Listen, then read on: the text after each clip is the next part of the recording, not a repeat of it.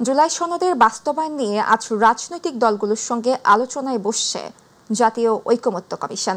বেলা 11:30টায় রাজধানী foreign service একাডেমিতে এই বৈঠক হবে। শনিবার জুলাই সনদ নিয়ে চূড়ান্ত পর্বের প্রস্তুতি পর্যালোচনা করে জাতীয় ঐকমত্য কমিশন। পাশাপাশি এ বিষয়ে বিভিন্ন রাজনৈতিক দলের কাছ থেকে পাওয়া অভিমত পুনর্বিশ্লেষণ করা হয়। সেই বৈঠকে কমিশনের সহ সভাপতি অধ্যাপক আলী রিয়াজ, সদস্য ডক্টর বদিউল আলম মজুমদার, বিচারপতি মোহাম্মদ এমদাদুল হক, ডক্টর ইফতেখারুজ্জামান ও ডক্টর মোহাম্মদ আইয়ুব মিয়া উপস্থিত ছিলেন। যুগ্ম ছাত্র জনতার ডাকা অনির্দিষ্টকালের অবরোধে যে কোনো ধরনের নাশকতা রোধে খাগড়াছড়ি সদর উপজেলা ও খাগড়াছড়ি পৌরসভায় জারি করা 144 ধারা প্রত্যাহার করা হয়েছে।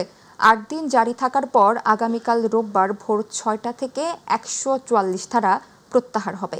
একই দিন গুইমারা থেকেও 144 ধারা প্রত্যাহার করে নেওয়া হয়েছে। গুইমারা উপজেলা নির্বাহী কর্মকর্তা আইরিন আক্তারের সই করা সংবাদ বিজ্ঞপ্তিতে এ তথ্য জানানো হয়েছে।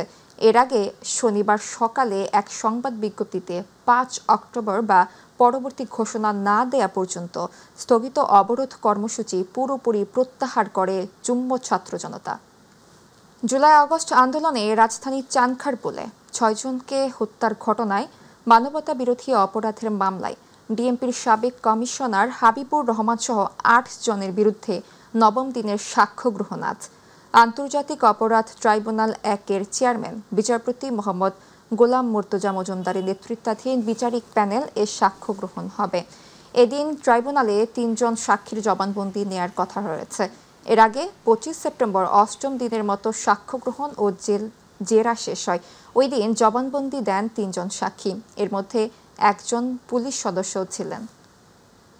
সাক্ষ্য গ্রহণ শেষে তাদের জেরা করেন স্টেট ডিফেন্স ও আসামি পক্ষের আইনজীবীরা। সব মিলিয়ে এখন পর্যন্ত সাক্ষ্য দিয়েছেন 17 জন। দীর্ঘদিন ধরে সিরাজগঞ্জে জলাতঙ্ক রোগের ভ্যাকসিনের অভাব দেখা দিয়েছে। জেলা সদর হাসপাতাল সহ সকল উপজেলার হাসপাতালগুলোতে প্রয়োজন মাফিক ভ্যাকসিন না থাকায় বাধ্য হয়ে বাইরে থেকে কিনে নিয়ে ভ্যাকসিন দিতে হচ্ছে রোগীদের, যে কারণে সমস্যায় পড়তে হচ্ছে রোগীদের। আর কর্তৃপক্ষ বলছেন ভ্যাকসিনের জন্য ইতিমধ্যে চাহিদাপত্র দেওয়া হয়েছে। প্রতিনিধি HM মোনায়েম খানের রিপোর্ট, জানাচ্ছেন শামস তাবরিজ উচ্ছ্বাস। সিরাজগঞ্জের 250 শয্যা জেনারেল হাসপাতাল সহ জেলার সকল উপজেলার হাসপাতালগুলোতে প্রতিদিন হাজার হাজার রোগী চিকিৎসা নেন। অন্যান্য রোগের পাশাপাশি হাসপাতালগুলোতে চিকিৎসা নেন কুকুর, বিড়াল, সাপে কামড়ানো রোগীরাও। সব মিলিয়ে প্রতিদিন জেলায় গড়ে 3 শতাধিক ভ্যাকসিন প্রয়োজন হলেও গত 6 মাসে কেবল সদর হাসপাতালে ভ্যাকসিন এসেছে মাত্র 500টি। হঠাৎ করে ভ্যাকসিনের সংকটের কারণে ভোগান্তিতে পড়েছেন চরাঞ্চলের প্রান্তিক দুস্থ রোগীরা। বাধ্য হয়ে বাহির থেকে ভ্যাকসিন কিনে আনতে হচ্ছে রোগীদের। আমরা চাই এখানে জানি ফ্রিতে পাই, আমরা জানি ভ্যাকসিন দিতে পারি। টাকা হাওলাত করে নিয়ে আসি, নিয়ে এসে ওষুধ কিনে নিয়ে এসে এই ভ্যাকসিনের সাপ্লাইগুলো বাড়ানো, না বাড়াইলে বাংলাদেশের ম্যাক্সিমাম মানুষ হচ্ছে নিম্ন আয়, তাদের পক্ষে আসলে এটা কিনে দেওয়া সম্ভব না। এখন আমাদের তো আর এত সামর্থ্য নাই। এখন দাঁড়াই রয়েছি যে 4 জন একখানে হইলে 4 জন মিলে একটা ভ্যাকসিন নিয়ে এসে 4 জনের দেওয়ার জন্য। ভ্যাকসিনের জন্য আসছিলাম 2টা পর্যন্ত দেয়, এখানে 1:45 কি 1টার সময় আসছিলাম, ফেরত গেছি 2 দিন। ডাক্তারের কাছে গেছিলাম যে ভ্যাকসিন না দিলে কি হবে বা আশায় বিষয়, বলে যে 2-3 দিন দিলে সমস্যা নেই। স্বাস্থ্যসেবার মান, আপনার চিকিৎসা সেবার মান এটি অবশ্যই আরও বৃদ্ধি করা হোক এবং এই ঘাটতি পূরণ করা হোক। ভ্যাকসিন বিভাগের দায়িত্বরত সিনিয়র নার্স জানান, প্রয়োজন মাফিক ভ্যাকসিন না থাকায় রোগীদের বাহির থেকে কিনে আনতে বলা হচ্ছে। সাপ্লাই শেষ হয়ে গেছে, তখন রোগীদেরকে আমরা লিখে দিতাম, ওই কিনে আনে ওইভাবে আমরা দিয়ে দেই। এখন হাসপাতালের তত্ত্বাবধায়ক জানান, প্রয়োজন মতো ভ্যাকসিনের চাহিদাপত্র ঢাকায় পাঠানো হয়েছে। আমাদের এই অ্যান্টি স্নেক ভেনাম এবং অ্যান্টি র্যাবিস ভ্যাকসিন দুইটারই চাহিদা দেওয়া আছে। নেক্সট ওয়ার্কিং ডেতে গিয়ে নিয়ে আসবে এবং জনগণ অবশ্যই এটা পাবে। স্বাস্থ্য বিভাগের তথ্য মতে জেলায় প্রতি মাসে গড়ে 9,000-এর বেশি রোগী জলাতঙ্ক রোগ সহ বিভিন্ন রোগের ভ্যাকসিন নিয়ে থাকে। শামস তাবরিজ উচ্ছ্বাস, মাই টিভি নিউজ ডেস্ক। মা ইলিশের প্রধান প্রজনন মৌসুম নিশ্চিত করতে ভোলার মেঘনা ও তেঁতুলিয়া নদীতে ইলিশ শিকারের উপর 22 দিনের সরকারি নিষেধাজ্ঞা শুরু হয়েছে। এই নিষেধাজ্ঞা চলবে 25 অক্টোবর রাত 12টা পর্যন্ত। সরকারি নির্দেশনা মেনে ইতিমধ্যেই জাল, নৌকা ও ট্রলার সহ মাছ শিকারের সকল উপকরণ নিয়ে তীরে ফিরে এসেছেন ভোলার হাজার হাজার জেলে। ভোলা সদর উপজেলার তুলাতলী, শিবপুরের ভোলা খাল এলাকা সহ মেঘনা নদী তীরবর্তী জেলে পল্লীগুলোতে গিয়ে দেখা যায় কর্মব্যস্ততার চিত্র। 22 দিন মাছ ধরা বন্ধ, আমরা এখন বসে রয়েছি। যদি সামনের দিকে মাছ পড়ার আল্লাহ দেয় তাহলে আলহামদুলিল্লাহ আমরা দেনাফানা। এগুলো পরিষ্কার করার পরে লাস্টে আমরা এগুলোর কাজগোজ সব কিছু ঠিকঠাক করে তারপর মনে করেন যে মহাজনের যে হিসাব দেওয়ার ওই হিসাব দেওয়ার পরে মনে করেন যে আমরা যে যার মতো চলে যাব। অভিযান দিয়েছে, আমরা নদীতে যাব না, কিন্তু আমার তো সরকার কোনো সহযোগিতা করে না। দর্শক, এই মুহূর্তে ভোলা থেকে মাছ ধরা নিষেধের খবর জানাতে যুক্ত হচ্ছেন সহকর্মী আরিফ হোসেন লিটন। লিটন, মাছ ধরা বন্ধ থাকায় ভোলায় জেলেদের কেমন পরিস্থিতি দেখছেন জানাবেন আমাদের। মাইলিশ রক্ষা সরকারের পক্ষ থেকে মৎস্য বিভাগের যে 22 দিনে ভোলার মেঘনা এবং তেঁতুলিয়া মাছ ধরার যে নিষেধাজ্ঞা দেওয়া হয়েছিল, সেই নিষেধাজ্ঞার কিন্তু আজকে দ্বিতীয় দিন অতিবাহিত হতে যাচ্ছে। আমি সকাল থেকে ভোলার মেঘনা পাড়ে ঘুরে যেমনটা দেখলাম, আমি কিছুক্ষণ আগে ভোলার কয়েকটি মৎস্য ঘাটে গিয়েছি। মৎস্য ঘাটগুলিতে কিন্তু একদম শুনশান নীরবতা চলছে। অনেকেই কিন্তু তাদের মাছের ঘাটগুলি বন্ধ রেখে, দোকানপাট বন্ধ রেখে কিন্তু তারা যার যার বাড়িতে চলে গিয়েছে। তো এখন কিন্তু আমি মেঘনার পাড়ে আছি। আপনি দেখতে পাচ্ছেন যে এখানে মেঘনার জেলেরা কিন্তু অনেকেই তাদের জাল বুনা নিয়ে ব্যস্ত হয়ে পড়েছেন। অর্থাৎ 22 দিনের এই অভিযানে তারা তাদের সময় পার করছেন। কেউ কেউ চায়ের দোকানে বসে তাদের অলস সময় পার করছেন, কেউ কেউ তাদের জাল বোনা নিয়ে ব্যস্ত রয়েছেন। তো আমার সাথে এখন এখানকার একজন জেলে রয়েছে, আমি তার থেকে জানতে চাইবো যে এই 22 দিনের অভিযানের মধ্যে আপনারা কিভাবে সময় পার করবেন। সরকার আমাদের 22 দিনকার অভিযান দিয়েছে জেলেদের। আমরা সরকারের আইন মেনে চলতে আছি। আমরা এখনো জেলেরা কিছু অনুদান পাচ্ছি না। আমাদের কাজ আমরা চালিয়ে যেতে আছি, না হতো জাল ফাল নিয়ে আরি। যেমনটি বলছিলেন যে তারা তাদের কাজ জাল বুনা সহ তারা কিন্তু তাদের কাজ চালিয়ে যাচ্ছে। এখন পর্যন্ত সরকারের পক্ষ থেকে কোনো ধরনের অনুদান তারা কিন্তু পায়নি। তবে আমার সাথে সকালে জেলা মৎস্য কর্মকর্তার সাথে কথা হয়েছে। জেলা মৎস্য কর্মকর্তা যেমনটা বলছিলেন যে অলরেডি যে ভোলার যে উপজেলাগুলি রয়েছে, উপজেলাগুলিতে আজ সকালবেলা এই সরকারের পক্ষ থেকে যে 15 আর 25 কেজি করে জেলেদের চাল দেওয়া হবে, প্রত্যেক উপজেলায় কিন্তু মনপুরা ছাড়া সব উপজেলায় চাল চলে গিয়েছে। 2-1 ভিতরে কিন্তু জেলেরা পাবেন। এবং জেলেরা একটি অভিযোগ যেটা করেছিলেন যে আগাম যে অভিযানটি দেওয়া হয়েছে তার উপরে তাদের মরার উপরে খাড়াগা, কিন্তু সেটার বিষয় মৎস্য ট্রাস্ট বোর্ডের মাধ্যমে সিদ্ধান্ত হয়েছে যে এই অভিযানটা 4 তারিখ থেকে আগামী 25 তারিখ পর্যন্ত অভিযানটা চলবে। এবং এইটাই এখন কিন্তু চলছে। জেলেদেরকে এ সময় মাছ ধরা থেকে বিরত থাকলে জেলেরা আবার 22 দিন পরে নদীতে নামলে তাদের কাঙ্ক্ষিত মাছ পাবে এবং তারা ঘুরে দাঁড়াতে পারবেন বলে কিন্তু মৎস্য বিভাগ এমনটি বলছেন। এবং বলছেন যে এ সময় মাছ আহরণ, মজুদ, ক্রয় বিক্রয় সম্পূর্ণ নিষেধ রাখার জন্য কিন্তু মৎস্য বিভাগ এমনটি সকালে জানিয়েছেন। তো এই ছিল ভোলা মৎস্যঘাট থেকে আমার সর্বশেষ খবর। সাবরিনা, আপনাকে ধন্যবাদ। ভোলা থেকে সরাসরি যুক্ত ছিলেন সহকর্মী আরিফ হোসেন লিটন। চলে যাচ্ছি পরবর্তী সংবাদে। কুড়িগ্রামে যেন থামছেই না নদী ভাঙন। সবকটি নদ নদীর বিভিন্ন পয়েন্টে ভয়াবহ ভাঙনে নিঃস্ব হচ্ছে শত শত পরিবার। বিশেষ করে দুধকুমার নদের করাল গ্রাসে বিলীন হচ্ছে রায়গঞ্জ ও কেদার ইউনিয়নের শত শত একর ফসলি জমি ও বসত ভিটা। এ অবস্থায় কাঁচা ধান কেটে নিচ্ছেন কৃষকরা। ভাঙনের কবলে বিভিন্ন শিক্ষা প্রতিষ্ঠান, মসজিদ, মাদ্রাসা ও বাজার সহ নানা স্থাপনা। প্রতিনিধি লতিফুর রহমান লিঙ্কনের তথ্য ছবিতে বিস্তারিত জানাচ্ছেন জুবাইর রহমান। কুড়িগ্রামের রায়গঞ্জ ইউনিয়নের বড়বাড়ি ও চরদামাল এলাকায় দুধকুমার ভয়াবহ ভাঙনে গেল 1 মাসে নদীগর্ভে বিলীন হয়েছে অর্ধশতাধিক বসতভিটা সহ ফসলি জমি, সুপারি বাগান ও বিভিন্ন প্রতিষ্ঠান। ভাঙনের মুখে চরদামাল গ্রাম সরকারি প্রাথমিক বিদ্যালয় ও উত্তর বড়বাদি জামে মসজিদ সহ অসংখ্য বসতভিটা। এ অবস্থায় যেন নদী ভাঙন নয়, স্বপ্নভঙ্গ হয়েছে নদীপাড়ের মানুষের। জায়গাটা যদি আমাদের ভেঙে যায় আমাদের মাথা গোজা ঠাই থাকবে। জমি জমা যা ছিল সম্পূর্ণ শেষ হয়ে গেছে। বাগান বাড়িটা ভেঙে দিয়েছে, আমরা কোথায় থাকবো না থাকবো এই রাস্তার জায়গাটা আমাদের নাই। এদিকে বামনডাঙ্গা ইউনিয়নের কয়েকটি পয়েন্টে ভাঙন ঠেকাতে জিও ব্যাগ ফেললেও গতি নেই কাজের। আর কেদার ইউনিয়নের চর টেপারকুটি মণ্ডপাড়া বালাবাড়ি এলাকায় ভয়াবহ রূপ নিয়েছে দুধকুমার নদের ভাঙন। ত্রাণ নয়, ভাঙন রোধে স্থায়ী সমাধান চান ক্ষতিগ্রস্তরা। অনেক ঘর বাড়ি এবং স্কুল কলেজ মাদ্রাসা কবরস্থান ভেঙে গেছে, তাই আমরা অসহায়ভাবে জীবনযাপন করছি। 100 থেকে 150 পরিবার নদীর কিনারে অবস্থান করতেছে, যে কোনো ঝুঁকির মধ্যে যে কোনো মুহূর্তে এই বাড়িগুলো ধ্বংস হয়ে যেতে পারে। প্রায় 700 কোটি টাকা ব্যয়ে দুধকুমারের ডান তীর রক্ষা প্রকল্পের কাজ চলমান থাকলেও এই প্রকল্পের তালিকায় নেই ভাঙন কবলিত রায়গঞ্জ ইউনিয়ন। তাই এই অঞ্চলকে ওই প্রকল্পের আওতায় এনে নদী ভাঙন রোধে ব্যবস্থা গ্রহণের দাবি স্থানীয় জনপ্রতিনিধির। অতি সত্বর যেন এই নদী ভাঙন প্রতিরোধের ব্যবস্থা গ্রহণ করেন, যাতে করে এই অসহায় চরবাসী এবং ইউনিয়নবাসী নদী ভাঙনের কবল থেকে রক্ষা পায়। পানি উন্নয়ন বোর্ডের সাথে কথা বলে ভাঙন কবলিত অন্যান্য এলাকাতেও কার্যকরী পদক্ষেপ নেওয়ার আশ্বাস দিলেন উপজেলা নির্বাহী অফিসার। দ্রুত সময়ের মধ্যে 2 থেকে 3টি জায়গায় তারা ভাঙন প্রতিরোধের জন্য বালির বস্তা ইতিমধ্যে ফেলেছে এবং আরও কিছু জায়গায় ভাঙন দেখা দিয়েছে, সেগুলোও তারা দ্রুত সময়ের মধ্যে ব্যবস্থা নেবে বলে আশ্বস্ত করেছে। নদীপাড়ের মানুষের ভাঙন রোধে স্থায়ী বাঁধ নির্মাণে ব্যবস্থা নেবে কর্তৃপক্ষ, এমনটাই দাবি সংশ্লিষ্টদের। Zubair Rahman, MyTV news. বরিশালের বাকেরগঞ্জে মৎস্য অফিসের বিরুদ্ধে অনিয়মের অভিযোগ উঠেছে।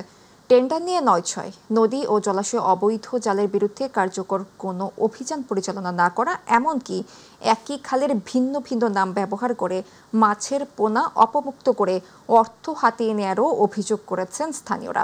এতে করে মৎস্যজীবীদের মধ্যে উদ্বেগ তৈরি হয়েছে। বাকেরগঞ্জ প্রতিনিধি মিজানুর রহমানের রিপোর্টে জানাচ্ছেন আতিকুর রহমান তিতাস। বরিশালের বাকেরগঞ্জের নদ নদী থেকে অনেকটাই বিলুপ্ত হয়ে যাচ্ছে শোল, গজার, টাকি, শিং, কৈসহ নানা দেশি প্রজাতির মাছ। স্থানীয় মৎস্যজীবীদের অভিযোগ, উপজেলা মৎস্য বিভাগের উদাসীনতায় হারিয়ে যাচ্ছে মাছ। অবৈধ জালের বিরুদ্ধে অভিযান পরিচালনা না করার অভিযোগও করেন তারা। খালে বিলে যে মাছগুলো থাকতো দেশীয় প্রজাতি একবারই হারাই গেছে। এখন কোনো মাছ আনা পাই না, খাইতেও পারি না। ওই হাটে ধরে নোটে ওই সাগরের মাছটা ওঠে। দেশীয় কোনো মাছ পাওয়া এই জন্য প্রচুর মাছই নেই, খালি সজাগতা নেই, খালি খাল করে রয়েছে। একই খালের ভিন্ন ভিন্ন নাম ব্যবহার করে মাছের পোনা অবমুক্ত করে অর্থ হাতিয়ে নেওয়ার অভিযোগ করেছেন মৎস্যজীবী ও ক্ষুদ্র খামারিরা। রয়েছে টেন্ডার নিয়ে ৯/৬ অভিযোগ। টেন্ডারের বিষয়ে মূলত আমাদের কোনো আমি জানি না, কিছু আমার জানায় না। একবার শুনছি ৩ লাখ টাকা বরাদ্দ আসছে, ওই বাস দিছে, ওই জায়গায় একটা করছে, ওই নিশান দিছে। ফরিদপুরে মাদারবনি নামে কোনো খাল বলতে আজ পর্যন্ত পাইনি। মৎস্য বিচারের সাথে আমি 2-3 বার কথা বলছি, বলছে যে ঠিক আছে আপনি নাম দেন, আমরা লিস্ট করে নেই। উপজেলা মৎস্য কর্মকর্তা সব অভিযোগ অস্বীকার করে বলেছেন একই খালের একাধিক নামের কোনো সুযোগ নেই। এরকম যদি থাকে তাহলে আপনি আমাকে তথ্য দিয়ে আমরা সেটা আবার দরকারে আপনাকে উল্টা করে দেখাবো যে এই নামে খাল আসলেই আছে কিনা। জেলা মৎস্য কর্মকর্তা বলছেন 3 লক্ষ টাকার মধ্যে যে প্রকল্পগুলো রয়েছে সেগুলো উপজেলা মৎস্য অফিস থেকেই বরাদ্দ হয়। এর বেশি ব্যয়ের প্রকল্পগুলো স্থানীয় টেন্ডারের মাধ্যমে বাস্তবায়ন করার কথা রয়েছে। 3 লক্ষ টাকা পর্যন্ত আমি কোটেশন করতে পারি। 3 লক্ষ টাকার ঊর্ধ্বে হয়ে গেলে সেটাকে আমাকে আদর্শ খাতে সেটাকে আমাকে টেন্ডার দিতে হয়। উপজেলা নির্বাহী কর্মকর্তা বলছেন অবৈধ জাল বন্ধে উপজেলা প্রশাসনের পক্ষ থেকে আইনি ব্যবস্থা নেওয়া হবে, আর প্রকল্পের সঠিক ব্যবহার হচ্ছে কিনা তা নিয়ে বাড়ানো হবে নজরদারি। আপনারা জানেন যে এই ধরনের জালের উপরে বা বিষ প্রয়োগের উপরে আমাদের আইনি আছে, আমরা সেই আইনগুলো প্রয়োগ করছি। আতিকুর রহমান তিতাস, মাইটিভি। দেশজুড়ে কাঁচামরিচের উৎপাদন কম এবং বাজারে দেশীয় মরিচের সরবরাহ নেই বললেই চলে। এই পরিস্থিতিতে চাহিদা মেটাতে ভারত থেকে মরিচ আমদানি করা হচ্ছে। আর এই আমদানি করা কাঁচামরিচ নিয়ে দেশের বাজারে চলছে ব্যাপক কারসাজি। 2 দিনের টানা বর্ষণের অজুহাতে কাঁচামরিচের দাম হঠাৎ করেই দ্বিগুণের বেশি বেড়ে গেছে। রাজধানীর বিভিন্ন খুচরা বাজারে কাঁচামরিচ 300 টাকা থেকে সর্বোচ্চ 440 টাকা কেজি দরে বিক্রি হচ্ছে। দোকানিরা বলছেন টানা ভারী বৃষ্টি এবং পূজার ছুটির কারণে আমদানি বন্ধ থাকায় হঠাৎ করেই সরবরাহ কমেছে, আর এতেই দাম অস্বাভাবিকভাবে বেড়ে গেছে। তবে ক্রেতাদের অভিযোগ, কৃত্রিম সংকট তৈরি করে একটি কারসাজি চক্র আমদানি করা কাঁচামরিচে অতিরিক্ত মুনাফা লুটে নিচ্ছে। দর্শক, এই মুহূর্তে রাজধানীর কারওয়ান বাজারে আছেন সহকর্মী শিমুল খান, যুক্ত হচ্ছে তার সাথে। শিমুল, হঠাৎ করে বাজারে কাঁচামরিচের দাম এত বাড়তি নিয়ে কি বলছেন ক্রেতা বিক্রেতারা, জানাবেন আমাদের। সাবরিনা, আপনাকে ধন্যবাদ। যেমনটি জানতে চেয়েছেন কাঁচা মরিচ, হ্যাঁ কাঁচা মরিচের ঝাঁজ গত কয়েকদিনে অর্থাৎ গত শনিবার এবং শুক্রবার সেটি প্রতি কেজি কাঁচা মরিচ 420 টাকা বা 380 টাকা বা 350 টাকা কেজি দামে বিক্রি হয়েছে। হঠাৎ করেই কাঁচা মরিচের দাম আকাশচুম্বী বেড়েছে বলে অভিযোগ ক্রেতাদের।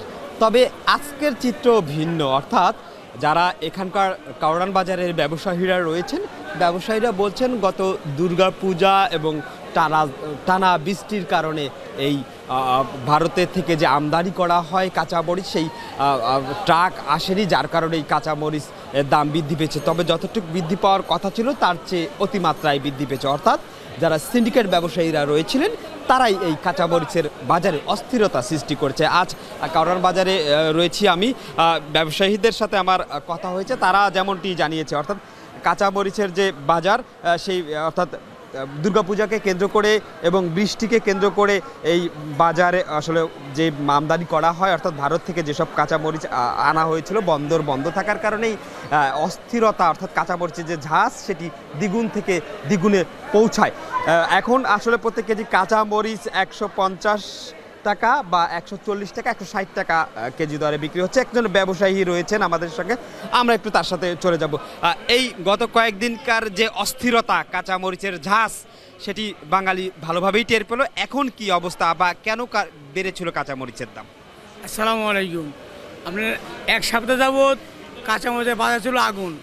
আমরা নিজেরা অস্থির হয়ে গেছি, কারণ কালকে কাঁচামরিচ কিনছি 320 টাকা কেজি। কাস্টমার দাম মরিচ কেনে না, যে কাস্টমার মরিচ কেনে 5 কেজি সে মরিচ কেনে 1 পোয়া হাফ কেজি, না কিনলে 90 টাকা অতটুকু কেনে। আর যারা খুচরা কাস্টমার আছে ওরা কেনে নেয়, ওই কাঁচামরিচ খাবো না, হ্যাঁ কারণ এটা স্বাভাবিক। 1 কেজি কাঁচামরিচ 400 টাকা কিনা কারোর পক্ষে সম্ভব না। আমরা কিনছিলাম কালকে 320 টাকা কিনছিলাম, আর আজকে ইনশাল্লাহ মরিচ দাম কমে গেছে। আজকে এই মরিচটা কিনেছি আমি 130 টাকা কিনছি, 140 টাকা 50 টাকা বিক্রি করতেছি। সরি এইটা এলসিটা ইন্টার মরিচটা 130 টাকা কিনছি, 140-50 বিক্রি করতেছি। আর দেশি মরিচটা কিনছি 145 টাকা কেজি, 160 টাকা বেচতেছি।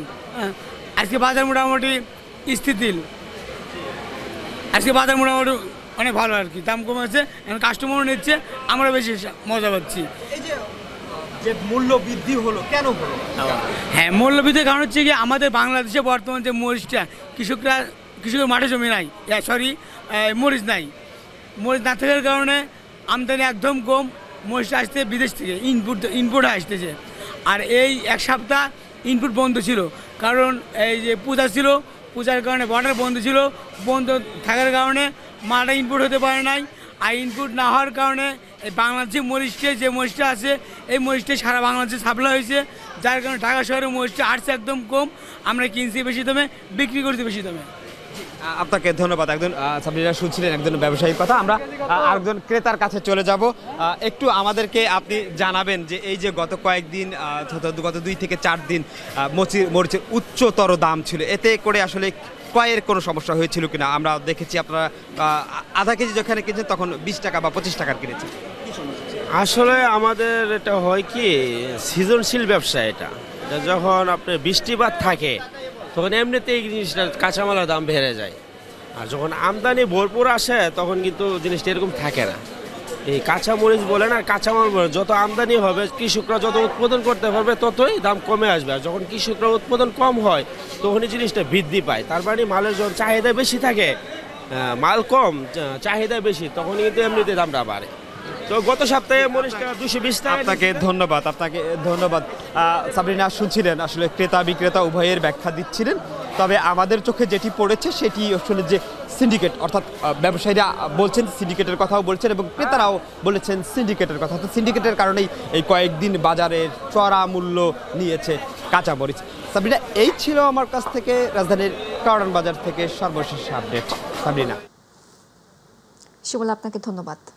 রাজধানীর কারওয়ান বাজার থেকে সরাসরি যুক্ত ছিলেন সহকর্মী শিমুল খান। চলে যাচ্ছি পরবর্তী সংবাদে। দিনাজপুরের পার্বতীপুরে ঘণ্টাব্যাপী ঝড় বৃষ্টিতে ব্যাপক ক্ষতি হয়েছে। শনিবার উপজেলার হাবড়া ইউনিয়নের ভবানীপুর এলাকা ছাড়াও উপজেলার বিভিন্ন স্থানে এ ঘটনা ঘটে। ঝড়ের কারণে গাছপালা উপড়ে যাওয়ায় পাশাপাশি ফসলের ব্যাপক ক্ষতি হলেও এ ঘটনায় কোনো প্রকার হতাহতের খবর পাওয়া যায়নি। পঞ্চগড়ে সাবেক সংসদ সদস্যের নির্মাণাধীন বাড়িতে অভিযান চালিয়ে 3 জুয়ারিকে আটক করেছে বাংলাদেশ সেনাবাহিনী। এ সময় তাদের কাছ থেকে নগদ 6,520 টাকা, 3টি মোবাইল ফোন ও 5 প্যাকেট খেলার তাস জব্দ করা হয়। শনিবার পঞ্চগড় শহরের কয়েতপাড়া এলাকায় সাবেক সংসদ সদস্য নাজমুল হক প্রধানের নির্মাণাধীন বাড়িতে জুয়া খেলার সময় গোপন সংবাদের ভিত্তিতে বাংলাদেশ সেনাবাহিনী অভিযান চালিয়ে 3 জুয়ারিকে আটক করে। অভিযানে নেতৃত্ব দেন পঞ্চগড় সেনা ক্যাম্পের কমান্ডার মেজর আদনান মোর্শেদ আল হক। পরে আটক 3 জুয়ারিকে ভ্রাম্যমাণ আদালতের মাধ্যমে 2 জনকে 15 দিন ও 1 জনকে 10 দিনের কারাদণ্ড ও প্রত্যেককে 100 টাকা করে জরিমানা করা হয়। ইলিশ সম্পদ সংরক্ষণের লক্ষ্যে মাইলিশ অভিযানে 2025 চলাকালীন ঘাটাইল উপজেলার ধলাপাড়া ইউনিয়নের বল্লা বিলে পরিচালিত মোবাইল কোর্ট পরিচালনা অভিযানে 60টি চায়না জাল জব্দ করে ধ্বংস করা হয়েছে। শনিবার উপজেলা প্রশাসন ও মৎস্য অফিসের যৌথ উদ্যোগে এই অভিযান মোবাইল কোর্ট পরিচালনা করেন সহকারী কমিশনার ভূমি জাহিদুর রহমান। অভিযানে উপজেলা সহকারী মৎস্য কর্মকর্তা আনিসুর রহমান, থানা পুলিশ, মৎস্য অফিসের কর্মকর্তা ও কর্মচারীরা উপস্থিত ছিলেন। কেন্দ্রীয় বিএনপির প্রচার সম্পাদক সুলতান সালাউদ্দিন টুকু বলেছেন, মাওলানা ভাসানী হুজুর এই কাগমারি থেকে পাকিস্তানিদের বিদায় যাত্রা শুরু করেছিলেন। শনিবার টাঙ্গাইল সন্তোষ মাওলানা আব্দুল হামিদ খান ভাসানী হুজুর ও তার সহধর্মিণী বেগম আলেমা খাতুন ভাসানীর 24তম মৃত্যুবার্ষিকী উপলক্ষে আলোচনা সভায় যোগদানের পূর্বে মাজার জিয়ারত শেষে সাংবাদিকদের প্রশ্নের জবাবে তিনি এসব কথা বলেন।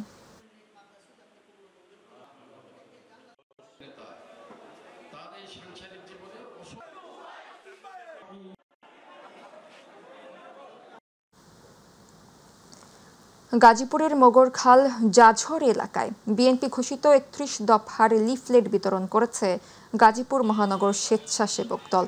আহ্বায়ক শাহাদাত হোসেন শাহিনের নেতৃত্বে এ সময় নেতাকর্মীরা মানুষের হাতে লিফলেট তুলে দিয়ে দলীয় কর্মসূচির উদ্দেশ্য ও ভবিষ্যৎ পরিকল্পনা তুলে ধরেন।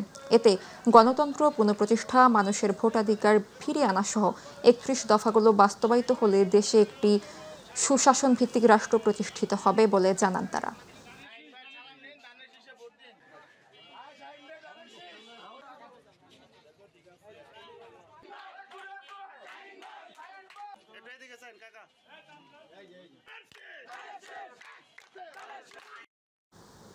বরিশালে মোলাদিতে তারেক রহমানের ঘোষিত রাষ্ট্র কাঠামো মেরামত 31 দফা বাস্তবায়নের লক্ষ্যে বৃক্ষরোপণ কর্মসূচি উপলক্ষে জনসভা অনুষ্ঠিত হয়েছে।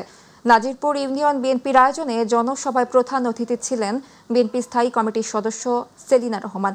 নাজিরপুর ইউনিয়ন বিএনপির সাবেক সভাপতি আনসার উদ্দিন মাস্টারের সভাপতিত্বে প্রধান বক্তা ছিলেন বরিশাল উত্তর জেলা বিএনপির 1 নং সদস্য আব্দুস সাত্তার খান, বাবুগঞ্জ উপজেলা বিএনপির সাবেক সভাপতি ইসরত হোসেন কোচি তালুকদার সহ আরও অনেকে। বিএনপির ভারপ্রাপ্ত চেয়ারম্যান তারেক রহমান ঘোষিত রাষ্ট্র কাঠামো মেরামত ও সংস্কারের 31 দফায় নারীদের অধিকার সুনিশ্চিত থাকা অভিহিতকরণ উপলক্ষে ঝালকাঠিতে উঠান বৈঠক হয়েছে। শনিবার ঝালকাঠি পৌরসভার 9 নং ওয়ার্ড বিএনপির আয়োজনে নারীদের নিয়ে উঠান বৈঠক অনুষ্ঠিত হয়। এ সময় প্রধান অতিথি ছিলেন ঝালকাঠি জেলা বিএনপির সদস্য সচিব শাহাদাত হোসেন। বিশেষ অতিথি ছিলেন ঝালকাঠি পৌর বিএনপির সভাপতি নাসিমুল হাসান, ঝালকাঠি জেলা বিএনপির আহ্বায়ক কমিটির সদস্য মিজানুর রহমান মুবিন, ঝালকাঠি পৌর বিএনপির যুগ্ম সম্পাদক রাজ্জাক রনি সহ আরও অনেকে।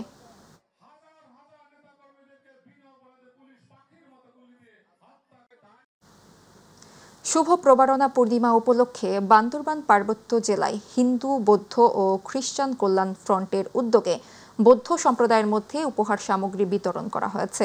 বিএনপির জাতীয় নির্বাহী কমিটির সহ সাংগঠনিক সম্পাদক ব্যারিস্টার মীর মোহাম্মদ হেলাল উদ্দিনের পক্ষ থেকে এই উপহার সামগ্রী বিতরণ করা হয়।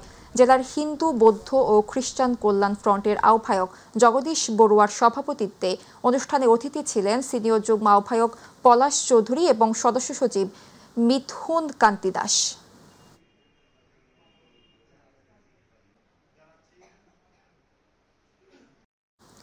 সমাজের অসহায়, দুস্থ ও ছিন্নমূল মানুষের মাঝে চিকিৎসা সেবা দিতে কুড়িগ্রামে ফ্রি মেডিকেল ক্যাম্পিং অনুষ্ঠিত হয়েছে।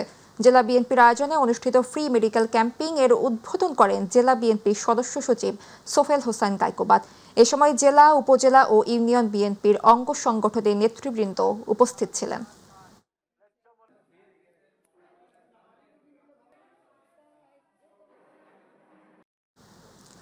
Bangladesh multimedia journalist association BMJ এর সিলেট বিভাগীয় কমিটির অভ্যন্তরীণ ক্রীড়া প্রতিযোগিতা অনুষ্ঠিত হয়েছে। শনিবার জিন্দার বাজারস্থ কাকলি শপিং সেন্টারের BMJ এর কার্যালয়ে উদ্বোধনী অনুষ্ঠানে প্রধান অতিথির বক্তব্য রাখেন বিএনপির চেয়ারপারসন উপদেষ্টা খন্দকার আব্দুল মুক্তাদির। বিশেষ অতিথির বক্তব্য রাখেন সিলেট মহানগর বিএনপির ভারপ্রাপ্ত সভাপতি রেজাউল হাসান কয়েস লতি। এ সময় অ্যাসোসিয়েশনের সিনিয়র সদস্য ফয়সল আমিনের সভাপতিত্বে সাংবাদিক নুরুল ইসলামের পরিচালনায় অতিথি ছিলেন সাংবাদিক Mukid Rahmani, Bangladesh human rights journalist commission সভাপতি ফয়সল আহমদ বাবলু সহ আরও অনেকে।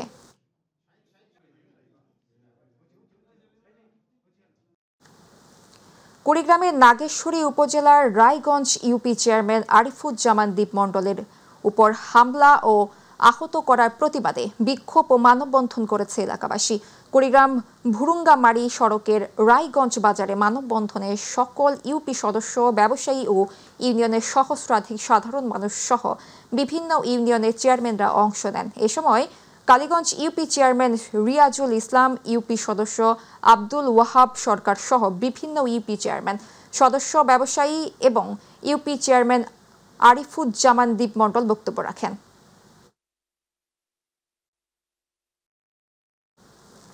বৈষম্য বিরোধী চেতনা ঐক্যবদ্ধ জুলাই যোদ্ধাদের নিয়ে তোমার চোখে সাতক্ষীরার জুলাই শীর্ষক আলোচনা সভা ও শহীদ পরিবারের জন্য দোয়া অনুষ্ঠিত হয়েছে। শনিবার শহীদ আব্দুর রাজ্জাক পার্কের পৌর অডিটোরিয়ামে বাংলাদেশ গণতান্ত্রিক ছাত্র সংসদ সাতক্ষীরা জেলা শাখার উদ্যোগে এই কর্মসূচি অনুষ্ঠিত হয়। এ সময় বক্তব্য রাখেন কেন্দ্রীয় নির্বাহী সংগঠন মাসুদুজ্জামান, সাতক্ষীরা বৈষম্য বিরোধী ছাত্র আন্দোলনের সাবেক আহ্বায়ক আরাফাত হোসেন, জুলাই যোদ্ধা পলাশ হোসেন ও আহত যোদ্ধা জিলদুর রহমান। মাগুরার শালিখার ধনেশ্বরগাতি ইউনিয়নে কৃষি বিজ্ঞানী ডক্টর আলী আফজালের পথসভা হয়েছে। শনিবার উপজেলার ধনেশ্বরগাতি ইউনিয়নে জনসম্পৃক্ত পথসভা প্রধান অতিথি ছিলেন বিশিষ্ট কৃষি বিজ্ঞানী ডক্টর আলী আফজাল। পথসভায় প্রধান অতিথির বক্তব্যে ডক্টর আলী আফজাল বলেন, আধুনিক কৃষি প্রযুক্তি ও যুব উদ্যোক্তা সৃষ্টির মাধ্যমে গ্রামীণ অর্থনীতিকে আরও শক্তিশালী করা সম্ভব। দেশের উন্নয়নে গ্রামের মানুষই হচ্ছে প্রকৃত চালিকা শক্তি।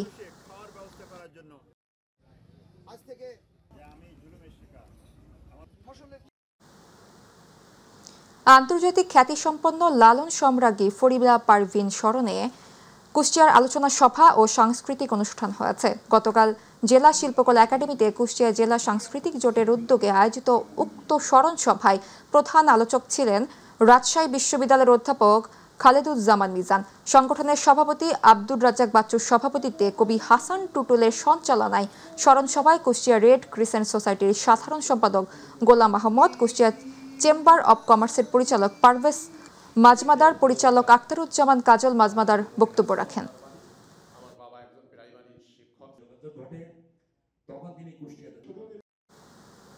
মাগুরার শালিখায় ফুটবল ম্যাচ অনুষ্ঠিত হয়েছে।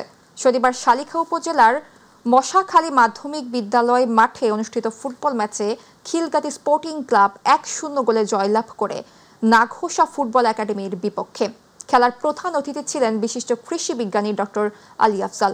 স্থানীয় ফুটবল প্রেমীরা খেলা উপভোগ করেন উৎসব মুখর পরিবেশে। ম্যাচ শেষে প্রধান অতিথি বিজয়ী দলের খেলোয়াড়দের হাতে পুরস্কার তুলে দেন।